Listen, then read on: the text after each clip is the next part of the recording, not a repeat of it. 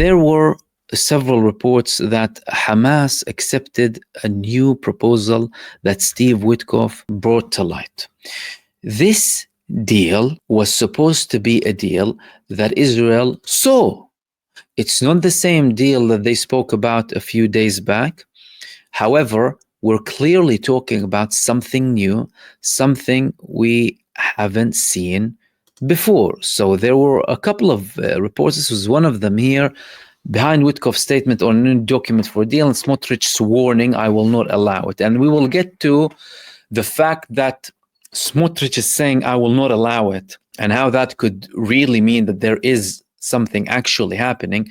Otherwise, the finance minister wouldn't really say that and wouldn't be feeling under pressure to say it. Trump's envoy updated on new terms document shortly after Hamas updated on an agreement with him. Sources who spoke with Witkoff were impressed.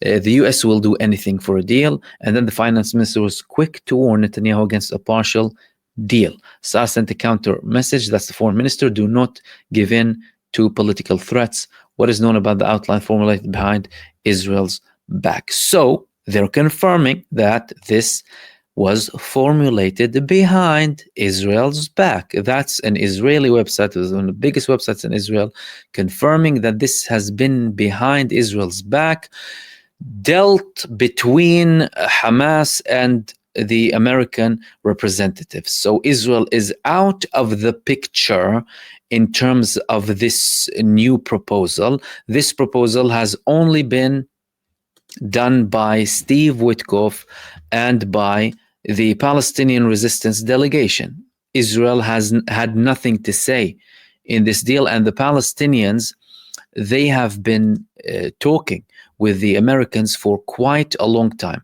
So what's about this deal? Well, that's where things get a little bit even more trickier. Why? Because not a lot has been published about the deal, but some of the leaks that were out recently spoke about a temporary ceasefire and then a long-term ceasefire, a peaceful solution. Witkoff would be overseeing this agreement. This was a demand coming from the Palestinian resistance. Witkoff will make sure that it is enforced and will make sure that the Israelis continue with the next phase. So we're talking about certain guarantees. And in Israel, they're saying that the United States is using kind of sneaky terms to try and convince Israel to go in. Behind the scenes, according to this report, and behind Israel's back, there is an agreement in principle between Hamas and Steve Witkoff without Israel knowing the details. This is something important.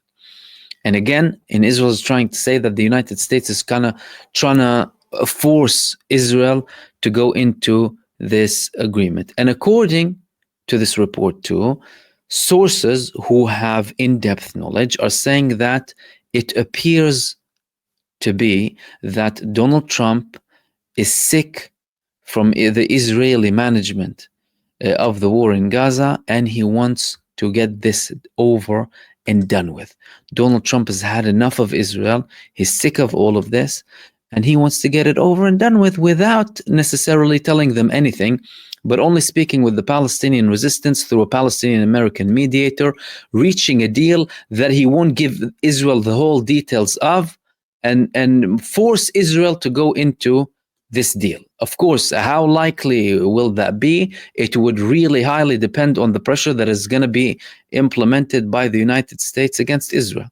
That's a very big thing. Now, another sign that there is something, that there's some pressure, and that Benjamin Netanyahu is considering something, is the fact that the finance minister, Smotrich, said that I will not allow a partial deal. Finance Minister Bezalel Smotrich referred to the new outline for a new deal initiated by the U.S. envoy Steve Witkoff, which he said he would deliver soon. He said that we need to continue tightening the noose around Hamas' neck and force it into a deal of complete surrender with all of the hostages at once. He said it would be delusional fully to release pressure now and sign a partial deal that would give it oxygen and a lifeline and allow it to recover. I will not allow such a thing to happen, period. Is that a threat that he would resign?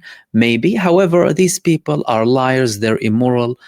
The only person who resigned previously was Ben Gvir. Smotrich tried to legitimize the first phase of the ceasefire. He might do the same thing again if it suits him, because both him and Ben Gvir know that once they're out of this cursed government, well, the most cursed, because we're talking about an Israeli government here and all of them are cursed, they're not going to come back to power. These people are going to be out because they have been tried and tested, and they're losing in the Israeli polls. So if we have an election tomorrow, Smotrich might not pass the threshold to have anyone in the Israeli Knesset, let alone being in the Netanyahu government. And they know this reality, but they try and extract as much as possible from Benjamin Netanyahu. Now, Benjamin Netanyahu, he might go into something because he knows that it's soon going to be inevitable that his government is going to collapse. Because of the Haredi movement, that's it. In his government, he's going to have this new conscription move happening with his government that will start enforcing more things. They previously stated if one of the community gets imprisoned for not attending or not going to the Israeli army, the government will collapse within hours. And then they threatened that they will leave Israel en masse. We're talking about 1.2 million people.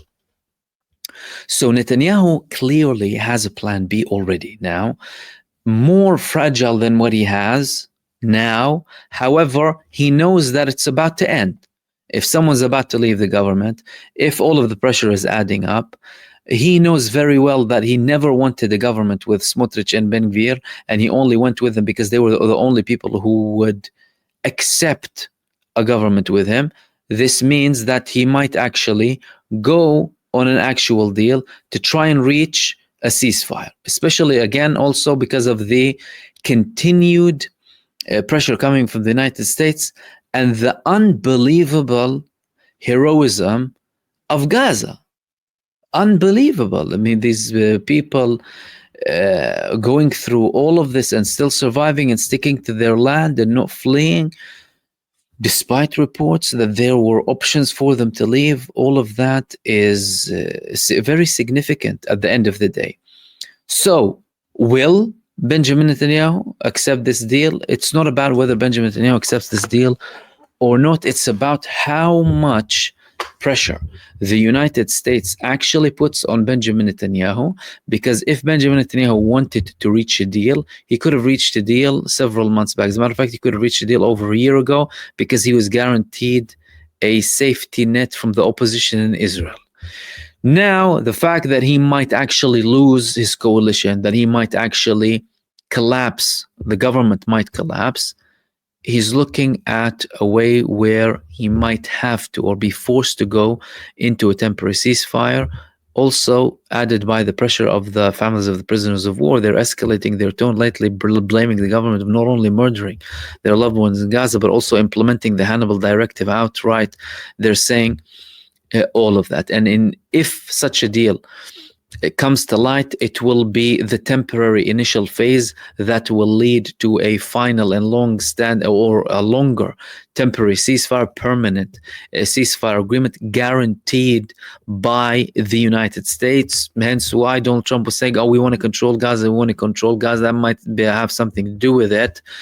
In the first part of that ceasefire that reports are saying is going to be about 70 days, anywhere between 60 to 90, but lots of reports repeated the number 70.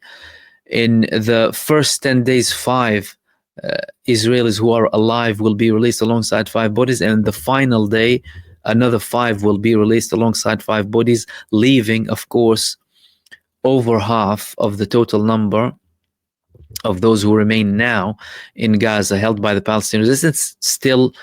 They still will be held by the Palestinian resistance up until the final phase is going to be done. These are the thick lines. The details are, of course, the aid, 1,000 trucks a day, then the talks about the rebuilding, a new administration, technocratic government, a long-standing solution. All of that comes after this initial temporary ceasefire comes in with the US guarantees to force Israel to end the war completely. And again, a lot of it is in the hands of the United States administration. So if the United States administration decides to apply enough pressure to the level where it would force Benjamin Netanyahu and his government to go into a ceasefire, they will.